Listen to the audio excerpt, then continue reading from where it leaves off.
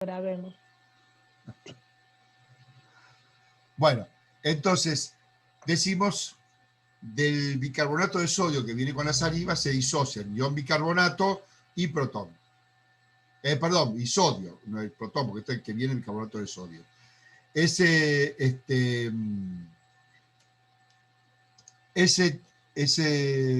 ion bicarbonato lo que va a tomar es el protón que va a ceder los ácidos grasos volátiles que van a tomar el sodio. Entonces formamos citrato de sodio, propionato de sodio, butirato de sodio. Y el protón que toma el ion bicarbonato que quedó se transforma en ácido carbónico y se disocia en dióxido de carbono y agua. El agua no hay problema, el agua pasa a ser parte del agua del licor luminal. ¿Y el dióxido de carbono a dónde irá a parar?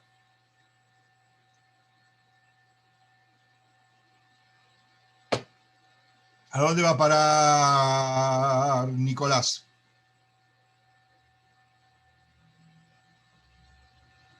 A ver, Nicolás, habilita el micrófono.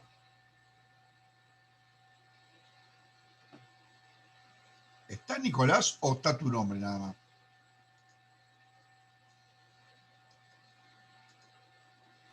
Nicolás,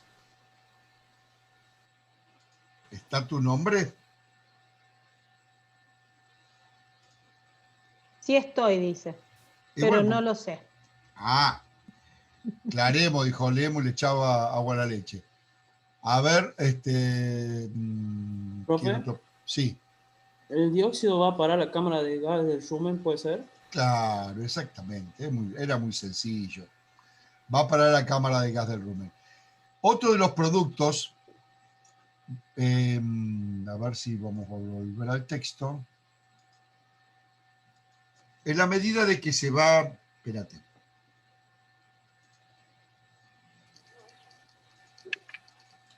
¿Por qué no me borra?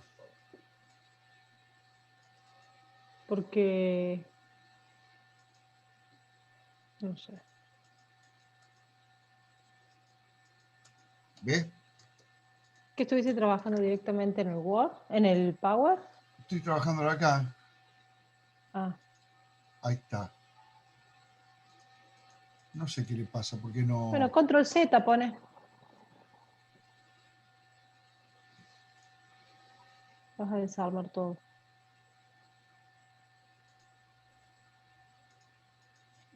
No, es que se tildó, me parece Me parece que se me tildó la compu. No, pero si se mueve el cosito. Sí, pero no, control Z no pasa nada. Sí, van Es que a no es un recibir dibujo, desaparece. es que no es un dibujo, es una escritura. No es un dibujo, es una escritura. Entonces tiene que borrar con el cursor ese para borrar lo que son las letras, no dirá. A ver, espérate.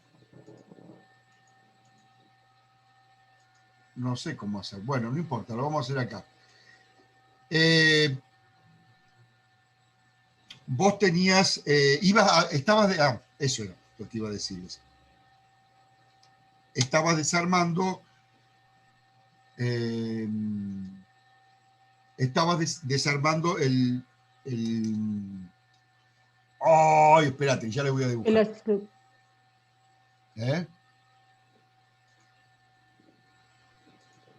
No sé, el ácido acético que tiene son 2 carbonos, ¿no es cierto? 2 carbonos tiene. Sí. Y tiene 3 oxígenos. Y tiene 1, 2, 3, 4, 5 hidrógenos. ¿Está bien? Cuando esto se va a disociar, va a quedar con un hidrógeno menos. Ay, no sé cómo hacer para... Ahí está. Va a quedar con un hidrógeno menos. Y esto se sigue disociando y va a quedar, por un lado, va a ir dando el dióxido de carbono. Es muy difícil. Por un lado va a ir el dióxido de carbono, por otro lado va a ir agua. ¿No es cierto? Que habíamos dicho. Y va a ir quedando un carbono libre, y ese carbono libre va a terminar como carbono, hidrógeno 4. ¿Y eso qué es?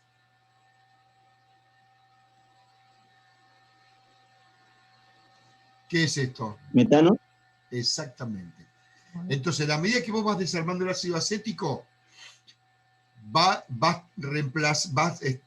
formar el acetato, pero si se sigue degradando, el acetato se sigue degradando, te va a quedar los dos carbonos separados, te va a quedar carbono, hidrógeno 4, y el carbono,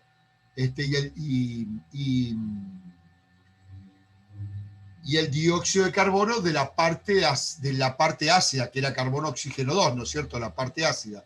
Y el carbono que estaba solito en la otra punta va a tomar un protón al separarse y va a formar metano. Entonces te va a formar metano por un lado y dióxido de carbono por el otro lado. Son los dos gases componentes esencialmente de la cámara de gas. Son los gases más importantes de la cámara de gas. No quiero decir que sean los únicos, pero son esos dos. Dióxido de carbono y metano. ¿Está bien? Esos dos. Y el agua, por supuesto que ya el agua se va a absorber como tal, en el vaso. ¿Se entendió esto más o menos?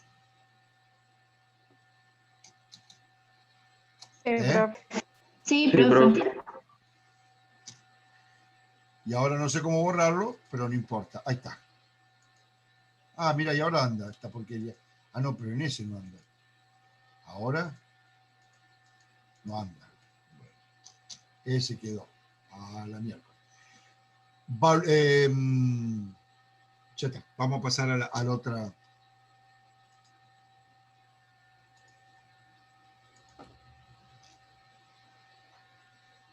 Bueno, esto es lo que va a ocurrir con cualquier hexosa, en este caso fundamentalmente es glucosa, dentro, que también puede ser fructosa, dentro de la célula, que son lo que todos ya conocemos, o sea, todo el proceso de glucólisis, y esto es lo que se va a estar generando adentro de la mitocondria, ¿no es cierto? Para formar, bueno, la cadena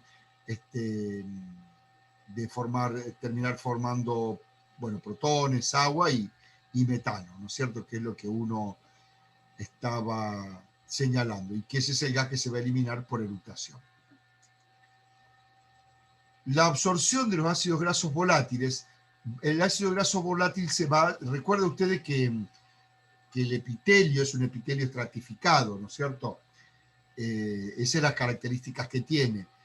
Y en ese epitelio estratificado, el ácido graso volátil se combinaba con sodio, como acetato de sodio, y así es como va entrando con las bombas de sodio. Si entra sodio, si entra sodio a la célula, después hay que sacar el sodio para que así pueda seguir entrando. Entonces, en la profundidad, en las primeras células, las primeras capas celulares, en el estrato córneo de la mucosa, acá no estamos metiendo hacia la profundidad de la mucosa ruminal, entra el ácido graso con sodio, y luego el sodio va pasando de una a otra, y el ácido graso va saliendo el sodio, hasta que finalmente hay una salida de sodio hacia la membrana basal que va a agarrar el torrente sanguíneo, y con una concentración de 150 milimoles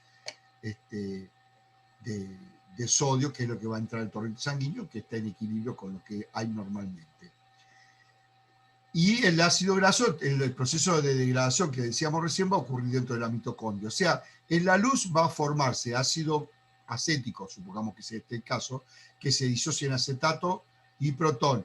Entra así y se vuelve a formar el ácido acético dentro de la célula, y es lo que va a salir. Sale el sodio, pero el ácido acético, del sodio que va quedando, va saliendo, y el ácido acético es el que va finalmente a entrar al torrente sanguíneo junto con el sodio, pero por separado, no como acetato de sodio, sino como ácido acético y sodio. Y ese ácido acético es la principal fuente de energía que tienen los rumiantes.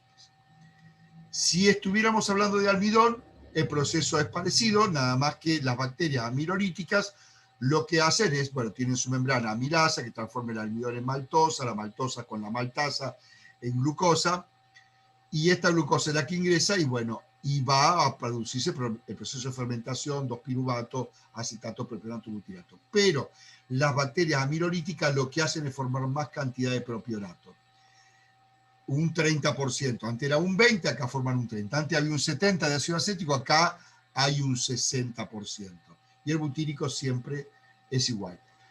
Pero ¿qué pasa con este propionato, el ácido propiónico, cuando se absorbe, va al torrente sanguíneo? Bueno, de ahí va al hígado, por supuesto, todo el acético también, y el butírico también. Este que va al hígado lo que hace es gluconeogénesis. Y esa es la principal fuente de glucosa que tienen los rumiantes. No es vía glucosa, porque como estamos viendo, lo que queda de glucosa es nada, algo pasa, por supuesto, que nunca se fermenta el 100% de todo, ¿no? Puede pasar algo de glucosa. O algo de glucosa también pasa porque habíamos visto que los protozoos fagocitan los gránulos de almidón y entonces llevan el almidón así. ¿Se está grabando, chicos? Sí, profe. Bien, se llevan los gránulos de almidón directamente, entonces cuando llegan al estómago glandular, o sea, al abomaso, con el pH ácido, esos protozoos mueren y quedan liberados los gránulos de almidón, que son los que luego van a ser digeridos en el duodeno, igual con la milasa, maltosa, maltasa, maltotriosa, etcétera, etcétera, todo el camino que vamos a ver más adelante. Y esa sería otra fuente de glucosa, pero en realidad es poca la fuente de glucosa que tiene. Y la otra es a través del propionato por hacer gluconeogénesis en el hígado. Y entonces la glucemia en los rumiantes no es como los monocavitarios. La glucemia en los monocavitarios dijimos, yo creo que ya lo vimos, a eso me parece, no recuerdo, pero está más o menos en un promedio de 100 gramos por litro o 100 miligramos por decilitro. Pero la glucosa en los rumiantes no llega a esos valores, llega a 70, 60, 70. Es muy básico, lo básico y necesario que necesita el sistema nervioso central, por ejemplo, para decirles. Es muy poquitito lo que llega como glucosa y se mantienen con una glucemia mucho más baja. Entonces la fuente de energía más importante que tienen los rumiantes no es la glucosa, sino que es el ácido acético. Los distintos tipos acá, supongamos que este es un forraje que tiene mucha fibra, forma más acetato. Si el forraje es más rico en grano, forma más propionato. Entonces, si tiene más grano es una fuente de glucosa. Si tiene más fibra es una fuente de acetato. Y ya está. El acetato es un precursor muy importante para formar la grasa butirosa, la grasa de la leche. Claro que requiere también de glucosa como fuente de energía para sintetizar la grasa de la leche. Entonces, en realidad, bueno, la grasa de la leche y el azúcar, la lactosa, ¿no es cierto? Que la lactosa es un dímero de glucosa y butirosa. Y entonces, en esto es interesante que para la producción, ya lo van a ver más adelante, pero en realidad la producción de leche se inicia por la producción, el volumen de la leche te lo va a dar la cantidad de lactosa que se vuelca hacia la luz del acino de la glándula mamaria. Entonces eso genera un gradiente osmótico que atrae agua. Y a su vez la proteína de la leche, la caseína, también, por hablar de la más importante, hay otra, ¿no? También se secretan hacia la luz y eso atrae el agua hacia la luz. Y así le va dando el volumen a la leche. Por lo tanto, es muy importante. Si no lo tenés, no tenés lactosa, no tenés leche. ¿Está bien? Se acabó el tiempo. Sí, está bien. ¿Y por qué me salió esto? Ah, porque se terminó la grabación de... No, no es que se acabó el tiempo, se terminó la grabación de lo que estaba de la clase El anterior. power. Ah. Sí, de la clase anterior. Terminamos y terminamos, chicos. Yo no me vuelvo a conectar porque ya estoy cansado. No sé cuánto tiempo nos queda. Tenemos 19 minutos recién que fuimos. Es un montón. Yo creo que la termino antes porque estoy re cansado. Bueno, las proteínas. Vamos hacia a las proteínas vegetales. El 60% más o menos de las proteínas vegetales se digieren en el rumen, pero hay un 40 o un 30% que puede pasar al omaso y al retículo omaso, abomaso, sin ser digerida en el rumen, pero la mayoría se digieren. La proteína vegetal, bueno, la atacan los microorganismos proteolíticos, por supuesto que es el nombre que tiene porque el sustrato es la proteína vegetal, a través de la enzima que está en la membrana, la proteasa, que transforma las proteínas en polipéptidos, di y tripéptidos o aminoácidos. Y eso es lo que va a ingresar al microorganismo. Al microorganismo va a ingresar aminoácidos, di o tripéptidos. Y en la membrana del microorganismo, acá adentro hay di y tripeptidasas que transforman los di y tripéptidos en aminoácidos. O sea, finalmente queda el aminoácido. Y estos aminoácidos pueden tener distintos caminos. Un camino puede ser que cambie, trasloque de lugar el grupo amino. Y entonces transforma un aminoácido en otro. Eso se llama desaminación. Transaminación. Transaminación. Esa transaminación lo que hace es cambiar de lugar al grupo amino y transformar un aminoácido en otro. Y así se generan aminoácidos esenciales que no estaban en la dieta, porque en los vegetales no están todos los aminoácidos esenciales. Entonces, o algunos son escasos y otros son más abundantes. Entonces, justamente, lo que hacen los microorganismos es generar aminoácidos esenciales. No lo hacen para el animal, por supuesto que lo hacen para él. ¿Por qué? Porque con esos aminoácidos luego hacen proteínas, con aminoácidos esenciales, hacen las proteínas microbianas. Eso podría ser una alternativa. Otra alternativa puede ser que le quite el grupo amino, entonces se desamina y me queda un esqueleto carbonado. Y ese esqueleto carbonado es un ácido graso, como cualquiera de los que vimos recién. Butírico, propiónico, el que sea. Y en ese caso de que yo lo desamino, me queda amoníaco. El amoníaco es muy permeable a las mucosas, es tóxico, entonces ese amoníaco entra al torrente sanguíneo, va al hígado y el hígado lo transforma en urea. Y de esa manera, esa urea se va a eliminar, ustedes ya saben, una parte se va a eliminar por orina, una parte vuelve por sangre a las glándulas salivales y vuelve a entrar al rumen por la saliva, y otra parte por sangre vuelve al rumen. Exactamente. En realidad, más o menos el 50% se elimina por orina, ¿no es cierto? Y un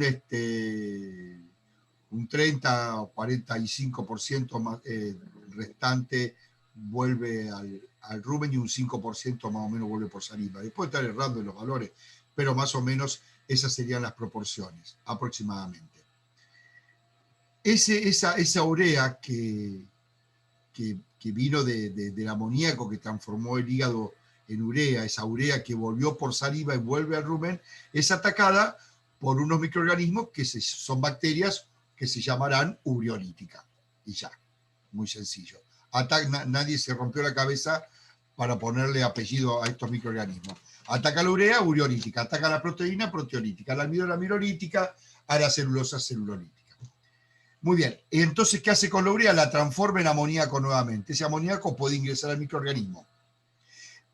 Ingresa a esos microorganismos ureolíticos y lo que hacen con ese amoníaco, lo meten en una cadena de esqueleto, en un esqueleto carbonado, que puede venir de una proteína desaminada, como puede venir de un lípido, como puede venir de un hidrato de carbono. Cualquiera. Meten el grupo amino y entonces transforman a ese esqueleto carbonado en un aminoácido. Entonces hace el aminoácido que no estaban en la dieta. ¿Qué quiere decir? Esto es muy interesante, porque eso lo hacen solamente los rumiantes. Que ellos pueden hacer aminoácidos a partir de una estructura nitrogenada, pero no proteica, como la urea. ¿Está bien? O el amoníaco, o amonio. Y lo pueden transformar en un aminoácido para hacer proteínas. Entonces pueden hacer proteínas a partir de un esqueleto carbonado, un esqueleto carbonado y un aporte de nitrógeno no proteico. De ahí que existe la suplementación. Supongamos que vos estás en el invierno, ¿no es cierto?, donde las pasturas ya han perdido su ciclo, son pastos secos, con poca concentración de proteínas, porque no están en el periodo de reproducción de ese vegetal, y vos lo suplementás con urea, y ese animal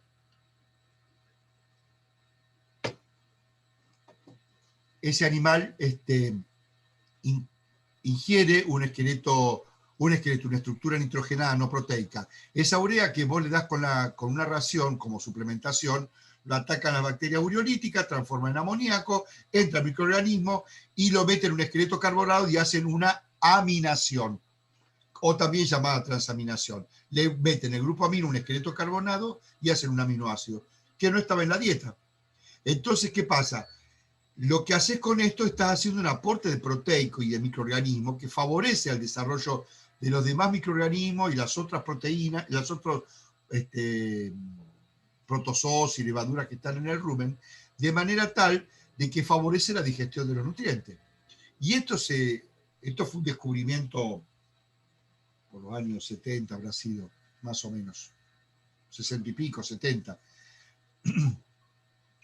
Yo estaba recién recibido, para que vean lo viejo que soy, o por recibirme cuando esto ocurrió, y esto fue fabuloso, porque ¿qué pasó? En las zonas más áridas se lograba comer pasturas que el animal prácticamente la come, pero como si vos comés, supongamos que vos agarrás y comés un rastrojo de maíz. ¿Sabes lo que es un rastrojo? No, profe. El rastrojo es lo que queda después que se cosechó un cereal. Supongamos, vos tenés una plantación de maíz, la cosechaste, pasó la cosechadora, sacó todos los marlos, los de granota, y lo que te quedó, el tallo del maíz que te quedó con los restos de hoja, eso se llama rastrojo. O supongamos que fuera, no sé, un sorgo que tiene el penacho arriba con los granos de sorgo. Pasa la cosechadora, va cortando los penachos, los desgrana, qué sé yo, y lo que te quedó de planta en el potrero, eso se llama rastrojo. ¿Está bien? O sea, lo que te queda después de cosecharlo. Un cereal. ¿Está ahora? Sí. Bueno, ese cereal es eso que te quedó, esa materia vegetal es una materia que está fuera del ciclo, que está deshidratada, que se llenó de lignina, que es lo que producen cuando están terminando su ciclo. Los vegetales generan lignina, que es como un plástico que es como que se envuelve, como que se protege de eso, de alguna manera. Pero no es digerible. Los microorganismos no la pueden digerir a la lignina. Entonces es un alimento que casi no les sirve para nada, no lo pueden aprovechar. Entonces comen, como es de muy difícil digestión, está mucho tiempo en el rumen, va y viene, remastica, rumea, lo vuelve a tragar y así va y viene porque no lo puede digerir.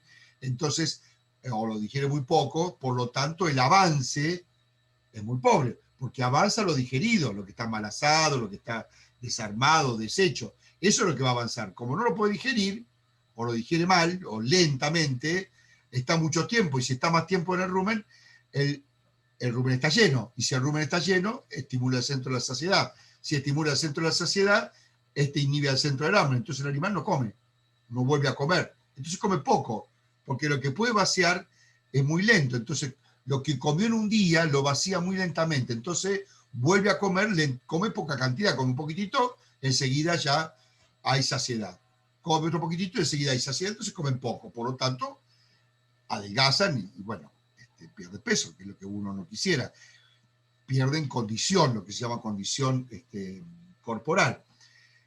Y cuando se inventó esto, cuando se descubre esto, fue fabuloso, porque entonces aportándole urea, ¿qué hacía el animal? Comía eso, que es de baja digestibilidad, que lo que aporta es celulosa, que no hay proteínas prácticamente digeribles, no hay nada de eso, pero las proteínas las necesita porque cualquier microorganismo, como cualquier célula, la estructura es lipoproteica, así que proteína necesita sí o sí. Entonces, al aportarle la urea, que es un compuesto nitrogenado no proteico, podían hacer aminoácidos, podían hacer proteínas, entonces los microorganismos se pueden multiplicar. Y entonces, si a una cosa que es una porquería, que se digiere mal, la atacás con 10 bacterias, va a tardar un año, pero si la atacás con 100, y si la atacás con 1000 bacterias, lo va a digerir mucho más rápido. Entonces, ¿qué es lo que hace esto? Favorece la digestión de una pastura que no es de buena calidad, y entonces si lo digiere más rápido, va a avanzar a las otras cavidades, vuelve a comer. Entonces, y el animal finalmente se va a nutrir de los microorganismos que van a ir pasando al abomazo, donde van a morir, y ahí va a obtener las proteínas necesarias para la subsistencia de ese animal. Entonces, fíjese que aportándole, suministrándole un complejo nitrogenado no proteico, logramos mantener una buena población de microorganismos en el rumen y eso favorece la digestión de una pastura de mala calidad, de manera tal de poder sacar un mayor provecho y que el animal pueda, no, por supuesto que no es lo mismo que esté comiendo una alfalfa, ¿no? No le quepa ninguna duda, un trébol, qué sé yo. Pero lográs comer lo que no se comería de otra forma. Vos agarrás en esta época, bueno, todavía no, sí, en esta época del año, vos agarrás en el monte, las pasturas son ya lo que ha quedado es poco y nada, de que tenga una buena digestibilidad, prácticamente muy poco. Justamente aportándole una suplementación con urea, lo que vos vas a hacer que el animal mejore la digestibilidad de lo que está comiendo y entonces coma más y entonces no pierda tanta condición corporal. ¿Está? Proteínas. Las proteínas, lo que ya habíamos dicho recién, y esto es el ciclo de la urea que valía, ya dijimos, 50% se elimina por riñón, un 10% por el glándula salival y un 40%, le erré por 5, mira, yo acá le había dicho un 45 y un 5, bueno, un 10 y un 40, más o menos, aproximadamente, tampoco es exacto nada de todo esto. Vuelve, por saliva vuelve al rumen de nuevo, ¿no es cierto? O sea que tiene un 50% que se va por riñón, pero otro 50% que se la ingenia para volver al rumen. ¿Está bien? ¿Qué pasa con los lípidos? Primero que no hay muchos lípidos en general en las pasturas, no hay muchos lípidos. En los granos sí, pero en las pasturas no hay muchos lípidos. Fundamentalmente que hay triglicéridos, fosfolípidos y los galactolípidos. Acá le falta una A. Los galactolípidos. Estos compuestos, estos lípidos, lo que va a ocurrir van a ser atacados también por las enzimas que están en la membrana del microorganismo y los va a degradar a ácidos grasos y el glicerol o la galactosa. Y esto van a entrar al microorganismo. Y en el microorganismo le ocurre un proceso que, muchos van a seguir degradándose, va a formar ácido acético, butírico, propiónico, los ácidos grasos volátiles, como todos los ácidos grasos volátiles. Pero lo interesante de todo esto es que muchos de estos ácidos grasos, ¿se acuerdan los ácidos grasos? ¿Cuáles son los ácidos grasos insaturados? ¿Se acuerdan?